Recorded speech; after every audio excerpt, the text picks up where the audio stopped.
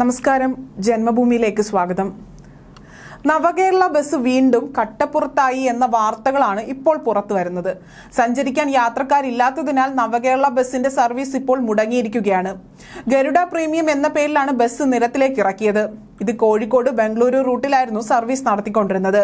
ചൊവ്വാഴ്ച മുതൽ bus service യാത്രക്കാരില്ലാത്തതിനാൽ നിർത്തിവെച്ചു എന്ന വാർത്തകളാണ് ഇപ്പോൾ പുറത്തു വന്നിരിക്കുന്നത്. വെറും 5 പേർ മാത്രമാണ് ഈ ദിവസങ്ങളിൽ ടിക്കറ്റ് ബുക്ക് ചെയ്തത്. തിങ്കളാഴ്ച സർവീസ് നടത്തിയെങ്കിലും ചുരുങ്ങിയ യാത്രക്കാർക്ക് മാത്രമേ പോകാൻ ഉണ്ടായിരുന്നുള്ളൂ. 14,000 രൂപയാണ് ബുധനാഴ്ചത്തെ വരുമാനം.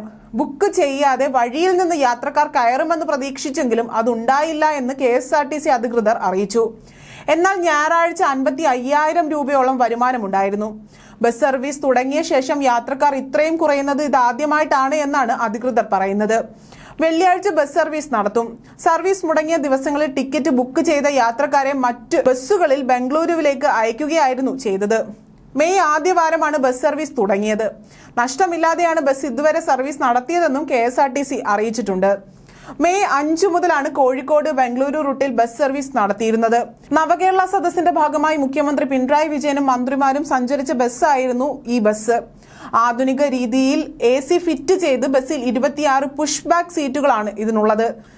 ഭിന്നശേഷിക്കാർ, മുതിർന്ന പൗരന്മാർ തുടങ്ങിയവർക്ക് കയറുന്നതിനായി പ്രത്യേകം തയ്യാറാക്കിയ യാത്രക്കാർക്ക് തന്നെ ഓപ്പറേറ്റ് ചെയ്യാവുന്ന തരത്തിലുള്ള ഹൈഡ്രോളിക് ലിഫ്റ്റും ഇതിൽ ക്രമീകരിച്ചിരുന്നു. ശുചിമുറി, wash basin, TV, music system, mobile charging സംവിധാനങ്ങൾ അടക്കം ഈ ബസ്സിലുണ്ട്. എന്നാൽ ഈ സംവിധാനങ്ങളും ഉയർന്ന നിരക്കും ആളുകളെ ആകർഷിച്ചില്ല എന്നതാണ് യാഥാർത്ഥ്യം. നവകേരള ബസ് കട്ടപ്പുറത്താകാതെ സംരക്ഷിക്കേണ്ടത് KSRTCയുടെ മാത്രമല്ല, സർക്കാരിന്റെ കൂടി അഭിമാന പ്രശ്നമായി മാറിയിരിക്കുകയാണിപ്പോൾ. വിഷയത്തിൽ മന്ത്രി KB ഗണേഷ് കുമാറും ഇടപെടും എന്നാണ് വിവരങ്ങൾ പുറത്തുവരുന്നത്.